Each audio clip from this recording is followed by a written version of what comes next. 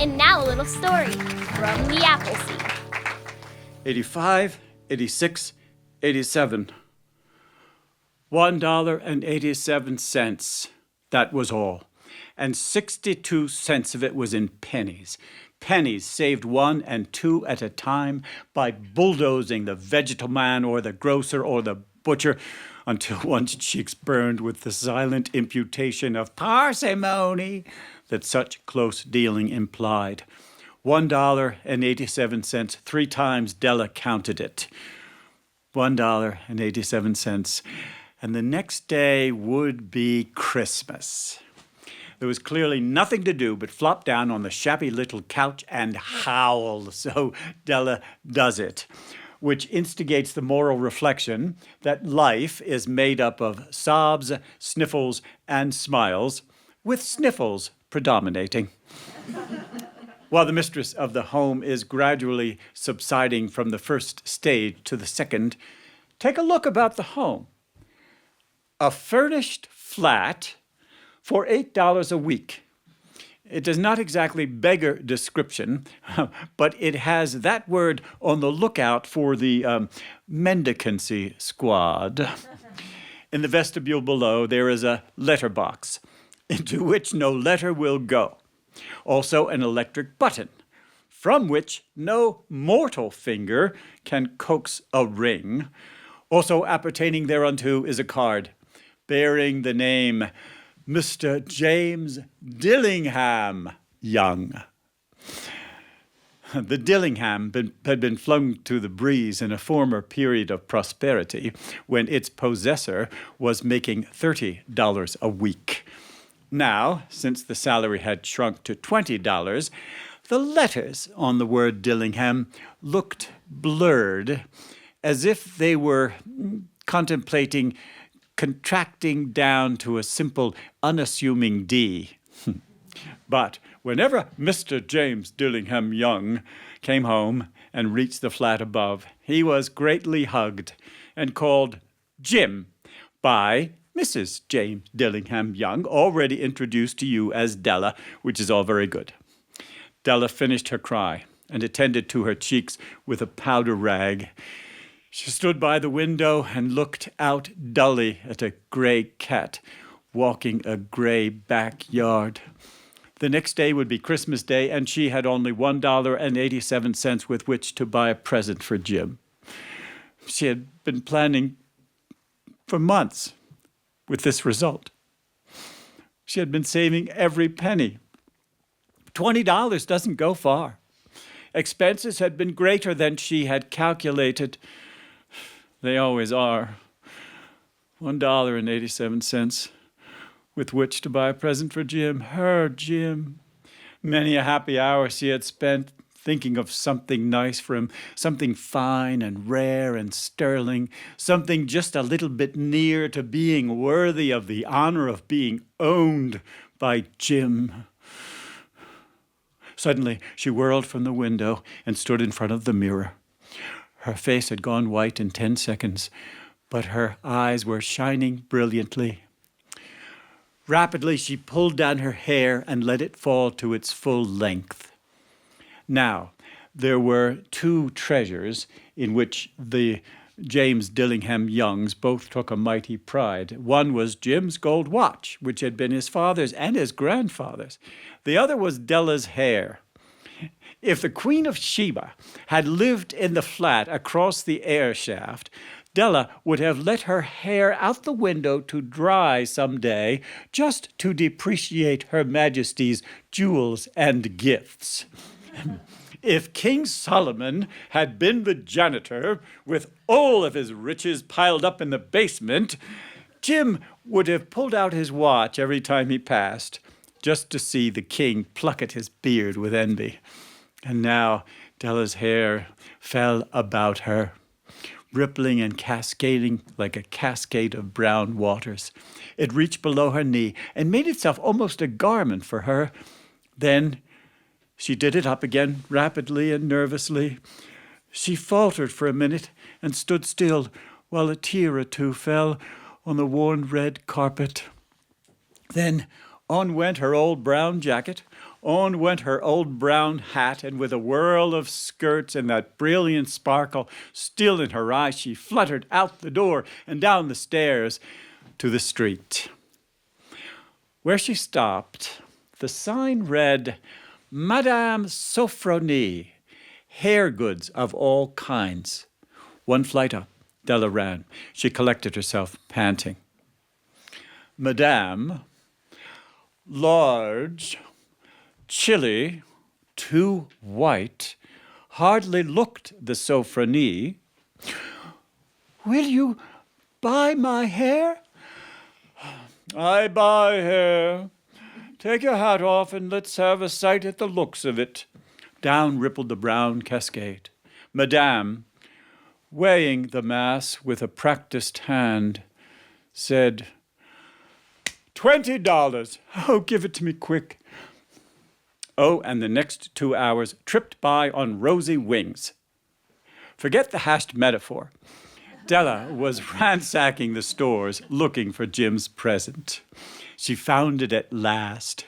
It surely had been made for Jim and for no one else. There was no other like it in any of the stores, and she had turned all of them inside out. It was a platinum fob chain, simple and chaste in design, proclaiming its value by substance alone and not by meretricious ornamentation, as all good things should do. It was worthy even of the watch. As soon as she saw it, she knew it must be Jim's. It was like him, quietness and value. The description applied to both. $21 they took from her for it, and she hurried home with the other 87 cents. With that chain on his watch, Jim would be properly anxious about the time in any company. As grand as the watch was, he sometimes looked at it on the sly on account of the old leather strap he used instead of a chain. When Della got home, intoxication gave way to prudence and reason. She took out her curling irons, lighted the gas, and went to work repairing the ravages of generosity added to love. Always a tremendous task, dear friends, a mammoth task.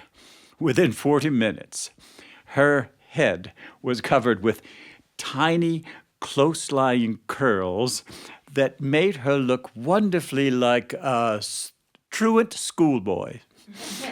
She examined her reflection in the mirror long, critically, and carefully.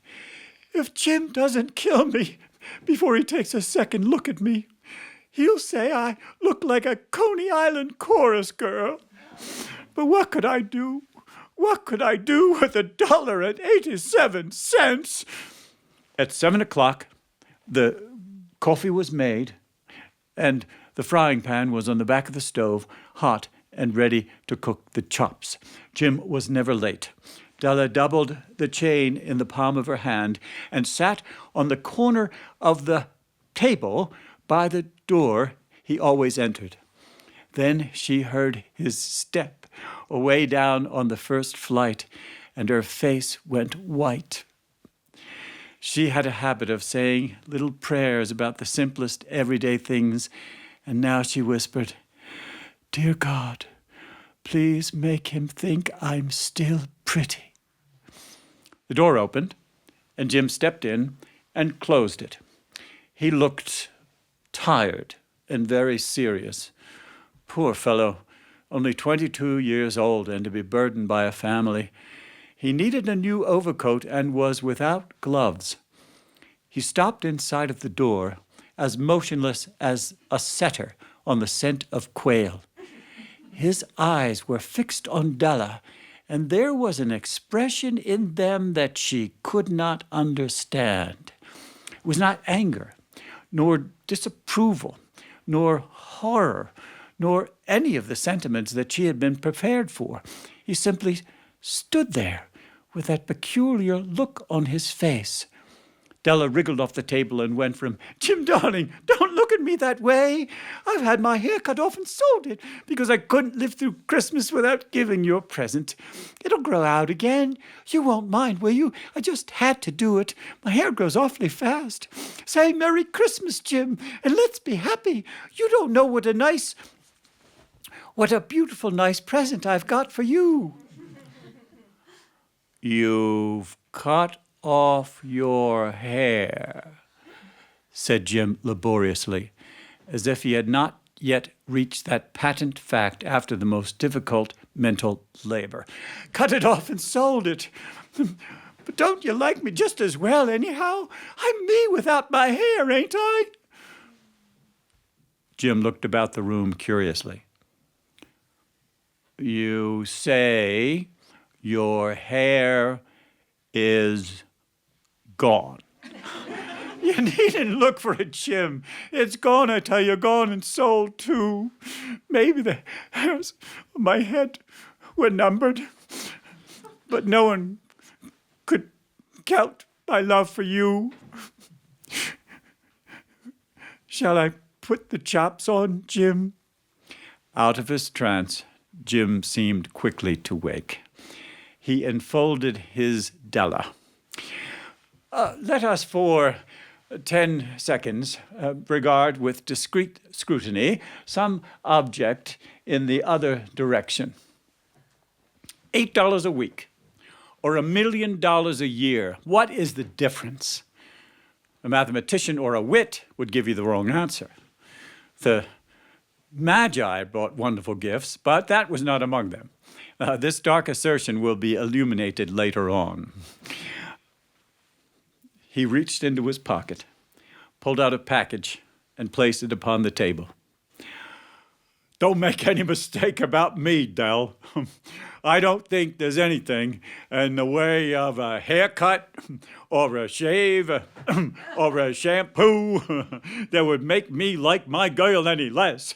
But if you unwrap that package, you'll see why you had me going a while at first. White fingers and nimble tore at the string and paper, and then an ecstatic cry of joy, and then, alas, a quick feminine change to hysterical tears and wails, necessitating all of the comforting hours of the lord of the flat, for there lay the combs, the set of combs, side and back, that Della had worshipped for long in a Broadway window. Beautiful combs they were. Pure tortoiseshell with jeweled rims, just the shade to wear in the beautiful vanished hair. They were expensive combs, Della knew, and her heart had craved and yearned over them without the least hope of possession.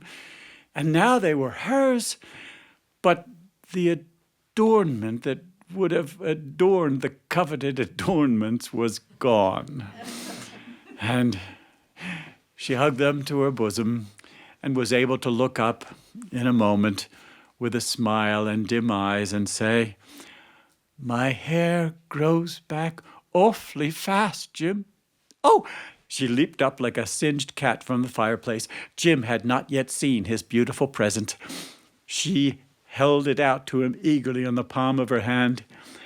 "Isn't it a dandy, Jim? I hunted all over town to look for it. You're going to have to check the time 100 times a day now. Give me your watch. I want to see how it looks on it." "Jim?" Instead of obeying, Jim tumbled down on the couch, put his hands behind his head, and said, "Dell, let's put our presents away for now. They're too nice to use just at present. I sold the watch to get the money to buy your combs. So let's put them chops on." The Magi, as you know, were wise men, wonderfully wise men, who brought gifts to the babe at the manger. They invented the art of giving Christmas presents, and being wise, their choices were no doubt wise ones, perhaps with the right of exchange in case of duplication. And here I have lamely related to you the uneventful chronicle of two foolish children in a flat who most unwisely sacrificed for each other the greatest treasures of their house. But in a final word to the wise of these days, let it be said that of all who give gifts, these are wisest. Of all who give and receive gifts, such as these are wisest. Everywhere, they are wisest. They are the Magi. Thanks for joining us for a little story from the Appleseed.